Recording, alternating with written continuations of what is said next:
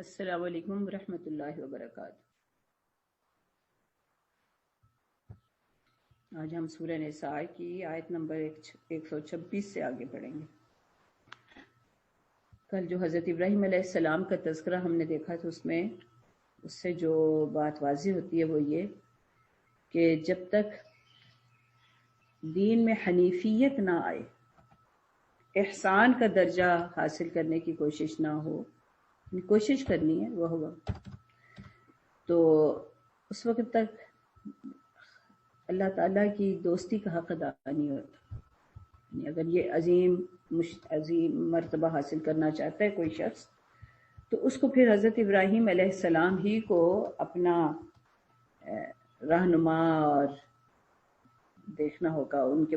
جس طرح انہوں نے یکسوئی سے اللہ تعالیٰ کے ہر حکم کی اطاعت کی بغیر کسی شبہ کے۔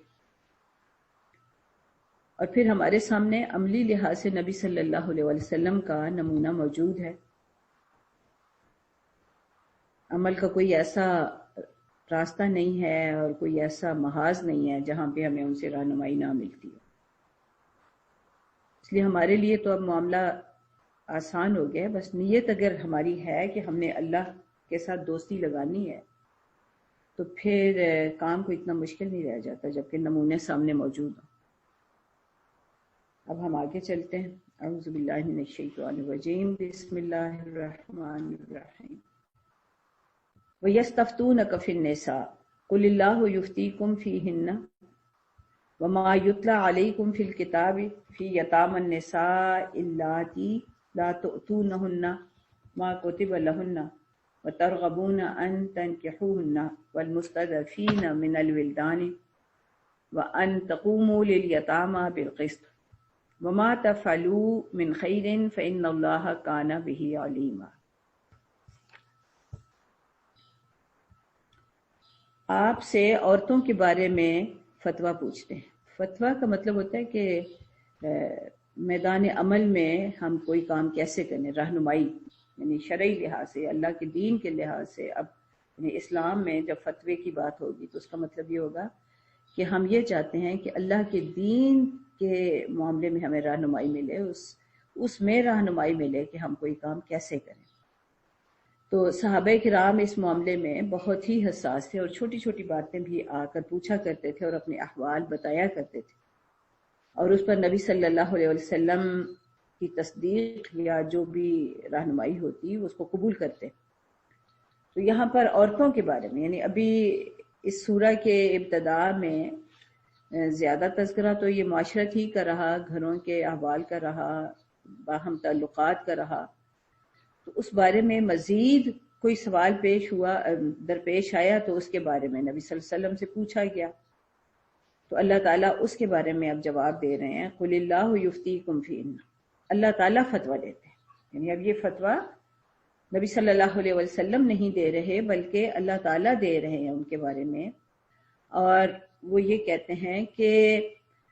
وہ احکام یاد دلاتا ہے اللہ تعالیٰ جو پہلے سے تم کو اس کتاب میں سنائے جا رہے ہیں، وہ احکام جو ان یتیم لڑکیوں کے متعلق ہیں جن کے حق تم ادا نہیں کرتے اور جن کے نکاح کرنے سے تم باز رہتے ہو، اور وہ احکام جو ان بچوں سے متعلق ہیں جو بیچارے کوئی زور نہیں رکھتے۔ اللہ تمہیں ہدایت کرتا ہے کہ یتیموں کے ساتھ انصاف پر قائم رہو، اور جو بھلائی تم کرو گے وہ اللہ کے علم سے چھپی نہ رہ جائے گی۔ اب یہاں پہ یتیم عورتوں کے بارے میں، یتیمی جو ہے شرعی لحاظ سے بلوغت تک کی ہوتی ہے۔ اس کا مطلب یہ ہے کہ یعنی بلوغت سے پہلے بھی نکاح ممکن ہوتا ہی ہے، تو پھر کہا گیا نا کہ تم ان کے نکاح نہیں کرتے، یا مطلب کوئی اچھا رشتہ ہوتا بھی ہے تو نکاح نہیں کر رہے ان۔ تو مجھے اس سے دو باتیں سمجھ میں آتی۔ ایک تو یہ کہ لوگ اس لیے نکاح میں تاخیر کرتے تھے ان بچیوں کی، جو بھی ان کے گارڈین ہوتے، جو ان کے سرپرست ہوتے تھے، کہ جو ان کی ملکیت میں یعنی وراثت کا مال ہے یا جو بھی ان کی ملکیت ہے اس سے وہ خود فائدہ اٹھانا چاہتے۔ یا انہیں اپنے زیر نگیر رکھنے کی ہی کوشش ہوتی ہوگی، یعنی لالچ کی بنا پر کہ تاکہ ان کا مال یعنی اپنی مرضی سے کرنا چاہتے ہوں گے یا اپنی شرائط پہ کرنا چاہتے ہوں گے، اور ان کی خواہش اور ان کی مرضی اس کو نہیں دیکھتے۔ اس کا مطلب یہ اتنی اہم بات ہے کہ اس کے بارے میں خاص طور پر اللہ تعالیٰ نے دخل اندازی کی اور اس پر تنبیہ کی کہ اس طرح کی سوچ اور اس طرح کی حرکتیں جو ہیں وہ ٹھیک نہیں ہیں، بلکہ اس حد تک کہا گیا کہ جو بھی گارڈین ہے، باپ چاہے ہے، اور وہ تاخیر کرتا ہے نکاح میں بچوں کے، اور اس کی وجہ سے بچے جو ہیں وہ کسی غلط کام میں مبتلا ہو جاتے ہیں، تو اس کی ذمہ داری باپ پر بھی آتی ہے۔ اب یہاں خاص طور پر یعنی مال کی بات نہیں ہو رہی، جن کے نکاح کرنے سے تم باز رہتے ہو سکتا ہے نکاح کرنے سے جو باز رہ رہے ہیں لوگ وہ کسی لالچ کی بنا پر ہوتے ہوں، یعنی یا کوئی اور وجہ ہو، یا ان کی اپنی کوئی شرائط ہوں گی یا جو بھی مسائل تھے، لیکن یہاں تنبیہ جو ہے وہ خاص طور پر اس معاملے میں کی جا رہی ہے۔ دوسری صورت یہ ہو سکتی ہے جو بالعموم مفسرین نے کہا ہے کہ ترغبون ان تنکحوہن جو ہے، اس کا یہ بھی مطلب ہو سکتا ہے کہ تم ان سے نکاح کرنے کی رغبت رکھتے ہو، اور یہ بھی ہو سکتا ہے کہ تم ان سے نکاح کرنا پسند نہیں کرتے، یعنی بالعموم ان کو کمزور سمجھتے ہوئے یا یہ کہ مالی حیثیت اچھی نہیں ہے تو ان سے نکاح کرنا پسند نہیں کرتے۔ تو دیکھیں، تو مجھے جو سمجھ آتی ہے بات اس میں، مجھے تو یہی لگتا ہے کہ نکاح میں تاخیر اصل مسئلہ ہوا جس پر لوگوں نے سوال اٹھایا، یا اس کے بارے میں اللہ تعالیٰ نے انہیں رہنمائی دی کہ محض اس وجہ سے کہ اس کا مال کہیں اور نہ چلا جائے یا وہ کم حیثیت ہے تو نکاح میں تاخیر جو ہے وہ مناسب نہیں ہے۔ اسی طرح خاص طور پہ پھر یہاں مستضعفین من الولدان، کمزور بچے بھی یتیم بچوں ہی کو بالعموم کہا گیا ہے، کیونکہ آگے پھر وہی وَأَن تَقُومُوا لِلْيَتَامَىٰ بِالْقِسْطِ، یتیموں کے ساتھ انصاف پر قائم رہو۔ یہ انصاف اور قسط کا حکم جو ہے یہ ہر معاملے میں اہم ہے۔ وَإِنِ امْرَأَةٌ خَافَتْ مِنْ بَعْلِهَا نُشُوزًا أَوْ إِعْرَاضًا فَلَا جُنَاحَ عَلَيْهِمَا أَنْ يُصْلِحَا بَيْنَهُمَا صُلْحًا وَالصُّلْحُ خَيْرٌ وَأُحْضِرَتِ الْأَنفُسُ الشُّحَّ وَإِنْ تُحْسِنُوا وَتَتَّقُوا فَإِنَّ اللَّهَ كَانَ بِمَا تَعْمَلُونَ خَبِيرًا۔ پہلے یہ بات آ چکی ہے کہ اگر کسی شوہر کو بیوی کے معاملے میں نشوز کا خوف ہو، اندیشہ ہو، یا وہ پیش آئے نشوز، تو اس کا سارا حل جو ہے وہ بتایا گیا، اور اس کے مختلف جو سٹیپس تھے یا جو طریقے تھے کہ کس طرح درجہ بدرجہ اصلاح کی کوشش ہو، اس کا ذکر پہلے آ چکا ہے۔ اب یہاں پر کیا دوسرا معاملہ ہے کہ ضروری تو نہیں کہ صرف شوہر کو ہی بیوی سے شکایت ہو، بیوی کو بھی تو شوہر سے شکایت ہو سکتی ہے۔ تو اگر بیوی کو یہ شکایت ہے کہ شوہر جو ہے نشوز اختیار کر رہا ہے، نشوز کا قرآن میں جس انداز میں یہ بات آئی ہے اس سے یہ معلوم ہوتا ہے کہ ایک فرد جو ہے وہ دوسرے کا کوئی حق جو ہے وہ ادا کرنے کو تیار نہیں، یعنی کوئی حقوق کی ادائیگی کا مسئلہ ہے۔ مثلا شوہر کا حق ہے کہ اس کا احترام کیا جائے، اس کا ادب کیا جائے، اس کی اطاعت کی جائے۔ اگر بیوی اس معاملے میں جو ہے وہ کوتاہی کرتی ہے تو وہ اس کا نشوز ہے۔ اب شوہر کی یہ ذمہ داری ہے کہ وہ بیوی کے نان نفقہ وغیرہ کا جو بھی ذمہ داریاں، کفالت کی جو ذمہ داری ہے وہ ادا کرے اور اس کے ساتھ حسن سلوک سے پیش آئے۔ اس معاملے میں اتنا نبی صلی اللہ علیہ وسلم نے مطلب تکرار کے ساتھ اس چیز کا ذکر کیا کہ شوہر جو ہیں وہ اپنے بیویوں کے ساتھ حسن سلوک سے پیش آئیں۔ مثلاً ایک حدیث میں جب نبی صلی اللہ علیہ وسلم نے لوگوں کو یہ نصیحت کی کہ وہ اپنے پڑوسیوں کے ساتھ اچھا معاملہ رکھیں، تو پھر ساتھ ہی کہا کہ اور میں تمہیں وصیت کرتا ہوں کہ تم اپنی بیویوں کے ساتھ حسن سلوک اختیار کرو۔ حسن سلوک میں ظاہر پھر دل جوئی بھی آتی ہے، اور یعنی گھر کا ماحول کو خوشگوار رکھنا بھی آتا ہے۔ یعنی وہ شوہر پسند نہیں کیے گئے کہ جن کی لاٹھی ان کے کندھوں سے نیچے ہی نہیں اترتی، بلکہ ایک خاتون نے جب مشورہ مانگا کسی رشتے کے بارے میں تو آپ نے فرمایا کہ وہ فلاں جو ہے وہ اس کی تو لاٹھی اس کے کندھے پہ رہتی ہے، مطلب یہ کہ سخت گیر ہے۔ تو سخت گیری اور ہر وقت کی روک ٹوک اور گھر میں غصہ اور اس کا اظہار یہ بھی پسندیدہ نہیں ہے، اور اگر کسی بیوی سے اس کی برداشت سے باہر ہو گیا ہے ایسا طرز عمل، تو یہ پھر شوہر کا نشوز ہوگا۔ تو اگر اسے نشوز کا یہ خطرہ ہے، او اعراضاً، یا اس بات کا کہ وہ اس سے اعراض کر رہا ہے، یعنی اس کو توجہ پوری نہیں دے رہا، فلا جناح علیہما ان یصلحا بینہما صلحا، پس کوئی گناہ نہیں کہ وہ اپنے درمیان صلح کر لیں۔ صلح کا یہ مطلب ہے کہ اگر وہ اکٹھے رہنا چاہتے ہیں، یعنی حتی الامکان کوشش تو یہی ہے، یعنی قرآن کی روح سے جو ہمیں پتہ چلتا ہے کہ حتی الامکان اکٹھے رہنے ہی کی کوشش ہے، کہ سارا خاندان مل کے ان دونوں کو جوڑ کے رکھنے کی کوشش کرے۔ اور یہاں پر یعنی جو ہے نا کہ ان یصلح بینہما صلح والصلح خیر، یعنی کوئی حقوق کی کمی بیشی پر بھی وہ راضی ہو جائیں ایک دوسرے کے ساتھ، کہ عورت جو ہے وہ کم پہ راضی ہو جائے اگر شوہر یا صبر سے کام لے، یا شوہر جو ہے وہ کم پر راضی ہو جائے، تو حتی الامکان کوشش یہی ہونی چاہیے کہ وہ یہ رشتہ جو ہے وہ برقرار رہے،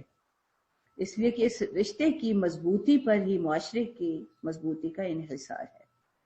اب جو سب سے بڑی رکاوٹ آتی ہے اس رشتے کو قائم رکھنے میں یا انسانوں کے باہم تعلقات کو جوڑنے میں، اب اس کمزوری کا یا اس باطنی ایک جو مرض ہے اس کا آگے نشاندہی کی جا رہی ہے۔ وَأُحْضِرَتِ الْأَنفُسُ الشُّحَّ، اب اس کا ترجمہ جو ہے وہ کیا گیا ہے کہ نفس تنگ دلی کی طرف جلدی مائل ہو جاتے ہیں۔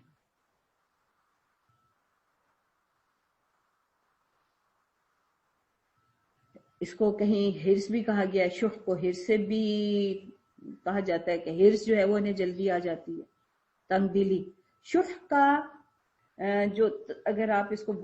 لغت میں دیکھیں تو اس کی جو تفصیل معلوم ہوتی ہے، یہ ایک ایسا طرز عمل یا ایک ایسی سوچ ہے جس میں انسان دوسروں کو ان کا حق ادا کرنے میں بخل سے کام لیتا ہے اور اپنا حق پورا وصول کرنا چاہتا ہے، یعنی اپنا حق وصول کرنے کا بڑا حریص ہے۔ تو اس لیے اس لحاظ سے شح میں بخل کا معنی بھی آ جاتے ہیں اور حرص کے معنی بھی آ جاتے ہیں، یعنی وہ دوسروں کو تو پورے حقوق دینے کو تیار نہیں ہے مگر خود دوسروں سے پورے حقوق لینا چاہتا ہے، یہی شح ہے۔ اور اللہ تعالیٰ اس کو انسان کی ایک بڑی کمزوری کے لحاظ سے اس کی قرآن میں کئی جگہوں پر اس کی نشاندہی کی گئی ہے۔ وَأُحْضِرَتِ الْأَنفُسُ الشُّحَّ، نفس جو ہے وہ شح کو حاضر پاتے ہیں، وہ ان کے سامنے آ جاتا ہے، وہ جلدی مائل ہو جاتے ہیں، اور اس شح سے نجات کا جو طریقہ ہمیں بتایا جا رہا ہے، وَإِن تُحْسِنُوا وَتَتَّقُوا فَإِنَّ اللَّهَ كَانَ بِمَا تَعْمَلُونَ خَبِيرٌ، اور اگر تم احسان کی روش اختیار کرو اور تقوی کرو تو بے شک جو کچھ تم کرو گے اللہ کو اس کی پوری خبر ہے۔ شح کے ضد کے طور پر جس صفت کا ذکر آتا ہے وہ سماحت ہے، سین میم الف ہا تا، سماحت۔ سماحت جو ہے یہ بھی ملکوتی صفات میں سے ہے، فرشتوں کی صفات میں سے ہے، اور پہلے بھی یہ بات آ چکی ہے کہ کچھ صفات ہیں جو کہ انسان کو ملکوتی صفات دی گئی ہیں اور کچھ بہیمی صفات ہیں، جانوروں والی صفات ہیں، اور انسان کا شرف یہ ہے کہ وہ بہیمی صفات کو مغلوب رکھے اور ملکوتی صفات کو غالب کر لے، یعنی یہ اس چیز کا ہی اس کا امتحان ہے۔ اور اگر وہ اس اختیار کو صحیح استعمال کر لیتا ہے اور ان بہیمی خواہشات اور جذبات پر ملکوتی صفات کو غالب کر لیتا ہے تو اس کا رتبہ جو ہے وہ فرشتوں سے بھی اونچا ہو جاتا ہے۔ اب یہ سماحت جو ہے یہ کیا صفت ہے؟ یہ اس صفت کی جو وضاحت کی گئی ہے وہ یہ کہ اس کے ذمے جو دوسروں کا حق ہوتا ہے وہ تو وہ پورا ادا کرتا ہے اور اپنے معاملے میں وہ کم پہ بھی راضی ہو جاتا ہے۔ فرشتوں کا اگر آپ دیکھیں اگر ان لحاظ سے تو وہ تو اپنے لیے کچھ مانگتے ہی نہیں ہیں، وہ اپنا تو کوئی حق انہوں نے کبھی جتایا ہی نہیں کہ بھی ہمارا بھی کوئی حق ہے، انہیں تو جو حکم ملتا ہے فلاں کو یہ دے کے، اور اگر انہیں ہماری حفاظت کا حکم ہے تو حفاظت کرتے ہیں، اگر رزق فراہمی کا حکم ہے تو رزق فراہم کرتے ہیں، اور اس معاملے میں ذرہ برابر کوتاہی نہیں کرتے. یعنی ان کے سپرد جو بھی ڈیوٹی لگائی جاتی ہے، جو ذمہ داری لگائی جاتی ہے، وہ اس کو پورا پورا ادا کرتے ہیں. اس لحاظ سے یعنی ہمارا جو کام بنتا ہے وہ یہ کہ ہم اپنی اپنی ذمہ داریوں کو پہچانیں، اور ہمارا یہ کام ہونا چاہیے کہ ہم دوسروں کے حقوق کو پورا پورا ادا کریں، بلکہ بڑھ کر. احسان کی روش جو ہے نا، وہ جتنا کسی کا حق ہوتا ہے اس سے زیادہ ہی دیں. بے شک نبی صلی اللہ علیہ وسلم کا معاملہ یہ تھا کہ اگر ایک سودا کیا ہے نا کہ بھئی یہ اتنے میں چیز ہے،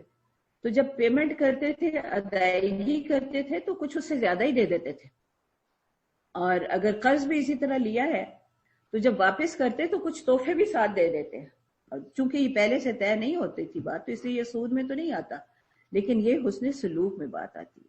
تو معاشرے جو ہے وہ احسان پر چلتے ہیں. وہ صرف اتنا نہیں ہے کہ بس جتنا حق ہے بس میں نے تو اتنا ہی دینا ہے. اب چونکہ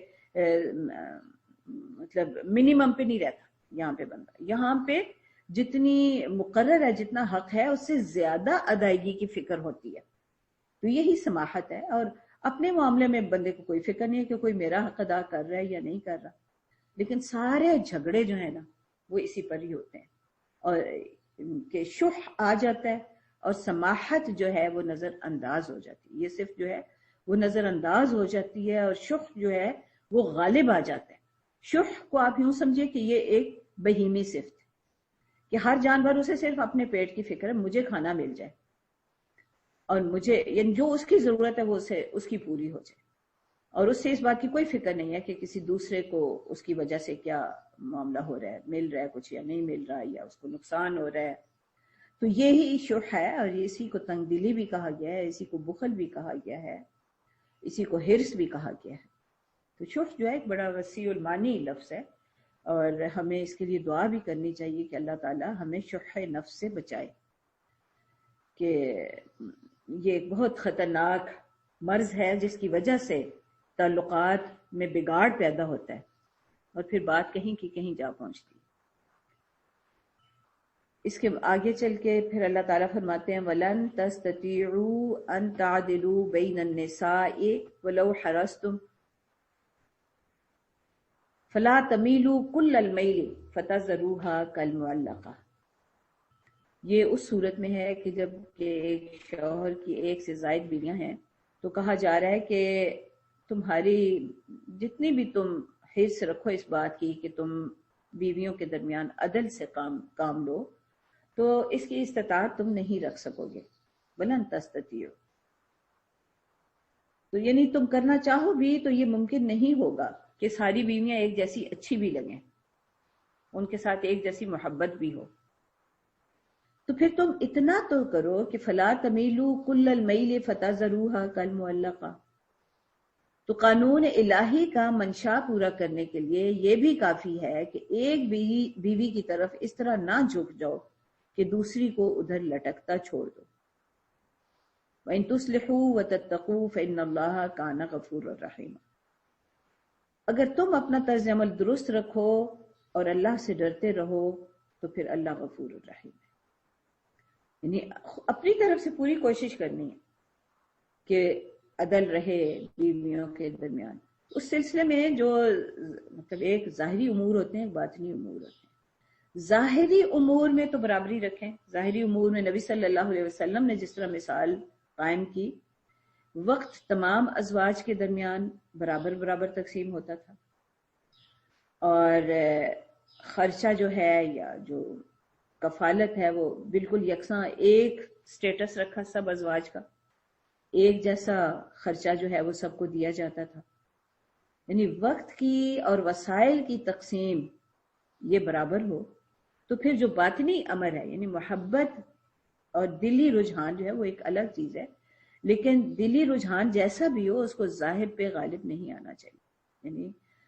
دلی محبت اگر زیادہ بھی ہے تو اس کا یہ مطلب نہیں ہے کہ اب جس سے زیادہ محبت ہے اسی کے پاس جا کے بیٹھے اور کسی دوسری بیوی کو معلق چھوڑ دے، یعنی اس کی طرف توجہ ہی نہ کرے. تو یہ ٹھیک نہیں ہے. اس معاملے کو کہا گیا کہ یہ اصلاح کرو اور جو جتنا تمہارے اختیار میں ہے اس حد تک تم یعنی عدل سے کام لو. تو اختیار جو ہے وہ ظاہری امور پہ ہوتا ہے، باطنی امور پہ بہت زیادہ اختیار نہیں ہوتا. وَإِن يَتَفَرَّقَا يُغْنِ اللَّهُ كُلًّا مِّن سَعَتِهِ، اور اگر زوجین ایک دوسرے سے الگ ہو ہی جائیں تو کوئی بات نہیں، اللہ چشم پوشی کرنے والا. یعنی اگر اس حد تک نوبت پہنچ گئی ہے کہ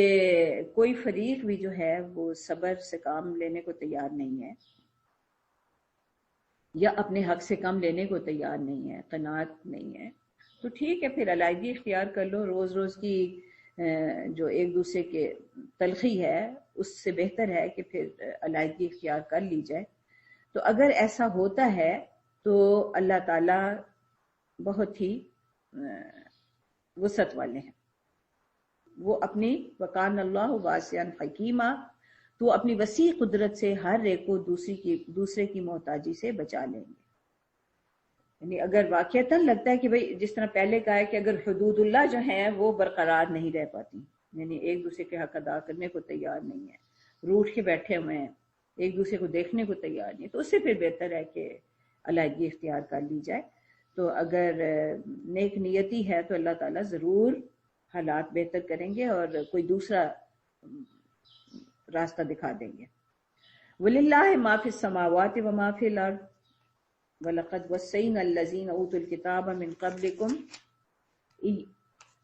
وَإِيَّاكُمْ أَنِ اتَّقُوا اللَّهَ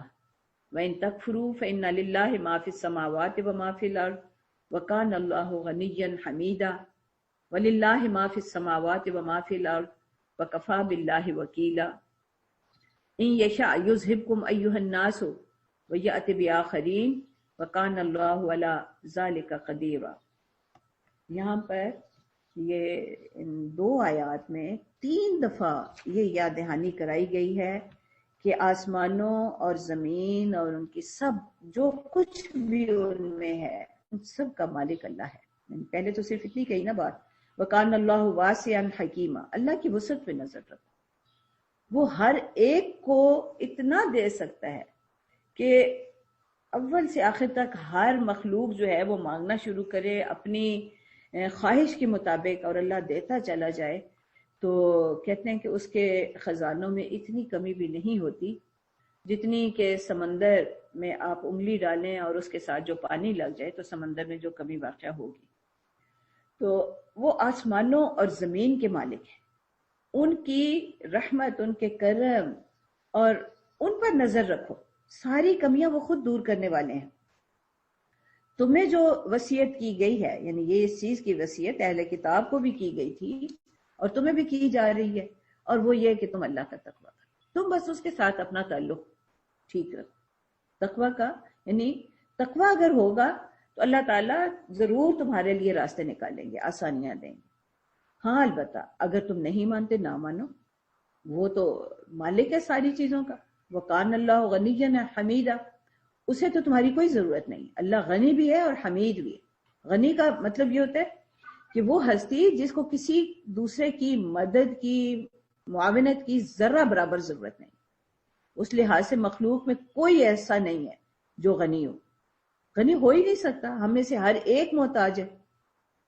غنی صرف وہ نہیں ہے جس کے پاس پیسہ زیادہ ہے، مطلب کوئی جسمانی لحاظ سے دوسروں کا محتاج ہے، کوئی مالی لحاظ سے دوسروں کا محتاج ہے. تو یہ غنی کی جو صفت ہے یہ صرف اللہ رب العزت کی صفت ہے. یعنی اللہ تعالیٰ کو تم نہیں تقویٰ کرتے نہ کرو، وہ تو غنی ہے. تم نہیں بھی مانو گے ساری مخلوق اللہ تعالیٰ کی معصیت پر اتر آئے تو اللہ کی بادشاہی میں ذرہ برابر کمی واقع نہیں ہوتی، اور ساری مخلوق اس کی اطاعت میں لگ جائے تو اس کی بادشاہی میں ذرہ برابر اضافہ نہیں ہوتا. وہ تو ہے بادشاہ اور رہتا ہے. پھر تیسری دفعہ یہی کہا، یعنی وہ حمید ہے، خود قابل تعریف ہے، خود کرتا ہے سارے معاملات.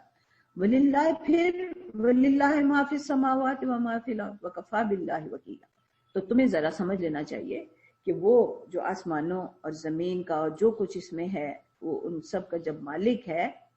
تو اسی کو اپنا وکیل بناؤ. وکیل بنائے جانے کے لیے وہ کافی ہے. جس نے اللہ پر بھروسہ کر لیا تو اس کے لیے کافی ہے. اب مجھے تو یہ لگتا ہے کہ اگر یہ بعد والی آیات پر نظر ہو تو جو پہلی بات ہے، بندہ وہ شح سے نجات حاصل کر لیتا ہے، پھر وہ سماحت کی صفت جو ہے وہ اس کے اندر پیدا ہو جاتی ہے۔ تو جب ان صفات پہ نظر نہیں ہوتی، اللہ تعالیٰ کی اس قدرت پہ نظر نہیں ہوتی، تو پھر شح بھی جو ہے نا وہ دلوں میں آ جاتا ہے۔ اللہ تعالیٰ تو اس قدر قدرت رکھتے ہیں کہ اگر وہ چاہیں تو اے انسانوں تم سب کو اٹھا لے جائیں یہاں سے، تمہیں ہٹا دیں، وَيَأْتِ بِآخَرِينَ، اور تمہاری جگہ کچھ اور کسی اور کو لے آئے۔ وَكَانَ اللَّهُ عَلَىٰ ذَلِكَ قَدِيرًا، اللہ تعالیٰ اس پر پوری قدرت رکھتے ہیں۔ من کان یرید ثواب الدنیا فعند اللہ ثواب الدنیا والآخرہ وکان اللہ سمیعا بصیرا۔ معاملات خراب اس لیے ہوتے ہیں کہ تم لوگ صرف دنیا کے بدلے چاہتے ہو، حالانکہ اللہ تعالیٰ کے پاس دنیا اور آخرت دونوں کا ثواب، دونوں کے بدلے ہیں، دونوں کی بھلائیاں ہیں، اور وہ سنتا بھی ہے اور دیکھتا بھی ہے۔ اسے پتہ ہے کون اس سے مانگ رہا ہے، کون کیا کر رہا ہے، کس کو کتنا دینا ہے، لوگوں کے حالات اس کی نگاہوں میں ہیں، اور وہ سب کچھ اس کے کنٹرول میں ہے۔ اس کے بعد اللہ تعالیٰ فرماتے ہیں یا ایھا الذین آمنوا کونوا قوامین بالقسط شہداء للہ ولو علی انفسکم او الوالدین الاقربین ان یکن غنیا او فقیرا فاللہ اولی بہما فلا تتبعوا الهوى ان تعدلوا وان تلووا او توردوا فان اللہ کان بما تعملون خبیرا۔ اے لوگو جو ایمان لائے ہو، انصاف کے علمبردار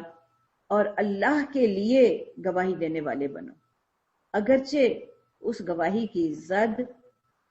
تمہارے اپنے ذات پر پڑتی ہو، تمہارے والدین پر پڑتی ہو، تمہارے قریبی رشتہ داروں پر پڑتی ہو۔ فریق معاملہ ان یکن غنیا او فقیرا، یعنی جس کے ساتھ تم معاملہ کر رہے ہو وہ غنی ہے یا فقیر ہے، یعنی مالدار ہے یا غریب ہے، فقیر ہے، فاللہ اولی بہما، اللہ تم سے زیادہ ان کا خیر خواہ ہے، اور تم اپنی خواہش نفس کی پیروی میں عدل سے باز نہ رہنا۔ فلا تتبعوا الهوى ان تعدلوا، اس کا مطلب یہ کہ عدل سے روکنے والی چیز جو ہے وہ خواہش نفس ہے، اور اگر تم نے لگی لپٹی بات کہی یا سچائی سے پہلو بچایا تو جان رکھو کہ جو کچھ تم کرتے ہو اللہ کو اس کی پوری خبر ہے۔ اس میں اب یہ گواہی جو ہے یہ کوئی صرف عدالتی گواہی نہیں ہے، یہ روزمرہ کے معاملات میں، تعلقات میں گواہی ہے، حق کی ادائیگی کی گواہی ہے، ایک دوسرے کے ساتھ حسن سلوک کی گواہی ہے۔ تو اس میں حکم یہ دیا جا رہا ہے کہ تم عدل پر قائم رہنے والے ہو، یعنی تمہارا کام یہ ہونا چاہیے کہ تمہارے ذمے جس کے جتنے حق ہیں تم وہ ادا کرو، اس میں تاخیر نہ کرو، اس کو پورا پورا ادا کرو، جتنا ہے جہاں بنتا ہے جس وقت بنتا ہے وہ ادا کرو، یہی عدل ہے۔ اس میں اب حق ادا کرتے ہوئے، اب حق جو ہے وہ کسی کی مطلب جو ہم عام طور پر جب عدل سے کام نہیں لیتے تو جب گلے شکوے آتے ہیں تو گلے شکوے جو ہیں وہ بالعموم عدل سے ہٹے ہوئے ہوتے ہیں، زیادہ تر تو بدگمانیوں پر مبنی ہوتے ہیں، بدگمانی سے ایک دوسرے سے گلے شکوے پیدا ہوتے ہیں، پھر ہم ایک دوسرے کے خلاف باتیں کرتے ہیں، پھر ہم ایک دوسرے کا مذاق اڑاتے ہیں، پھر ہم ایک دوسرے پر طرح طرح کے الزام لگاتے ہیں، تو بات بڑھتی چلی جاتی ہے۔ تو یہ بات عدالتوں میں تو کہیں بعد میں جا کے پیدا ہوتی ہے، یہ قسط کی بات جب، یعنی قسط کو جب کیا جائے، یہ ہمارا طرز عمل نہ بن جائے، یہ ہماری طرز سوچ نہ ہو کہ سوچ اور عمل میں قسط اور عدل نہ ہو، تو چھوٹی سی بات سے معاملہ شروع ہوگا اور پھر جا کے بڑے بڑے فساد پر ختم ہوگا، اور عدالتوں میں کارروائیوں کی نوبت آئے گی، اور آج کل کی عدالتوں میں پھر سال ہر سال 100 سال تک مقدمے جو ہیں وہ چلتے چلے جائیں گے۔ اور بات شروع کیا ہوئی تھی کہ شروع میں حق کی ادائیگی میں جو صحیح بات تھی اس سے گریز اختیار کیا گیا، اور اس کی وجہ بھی ایک پہلے جس طرح نشاندہی کی جا چکی ہے کہ شح جو ہے وہ پیدا ہوتا ہے، انسان خود اپنا مفاد جو ہے اس کو زیادہ عزیز ہوتا ہے حق کی ادائیگی کی نسبت، اور دوسری بات یہ ہے کہ وہ اپنی خواہش کی پیروی کرتا ہے، تتبع الہوا۔ تو ہوائے نفس کی اتباع جو ہے یہ عدل سے بھی ہٹا دیتی ہے، یہ احسان سے بھی ہٹا دیتی ہے، اور جب بندہ عدل اور احسان کی روش ترک کرتا ہے تو وہ تقوی بھی نہیں اختیار کر پاتا، اور پھر وہ باتیں بناتا ہے جس کو تلوو توردو، اللہ تعالیٰ کی باتوں میں باتیں بناتا ہے، اعراض کرتا ہے، اور یہ نہیں جانتا کہ اس کی ہر نیت اور ہر حرکت اللہ تعالیٰ کے پورے علم میں ہے۔ وآخر دعوانا الحمدللہ رب العالمین۔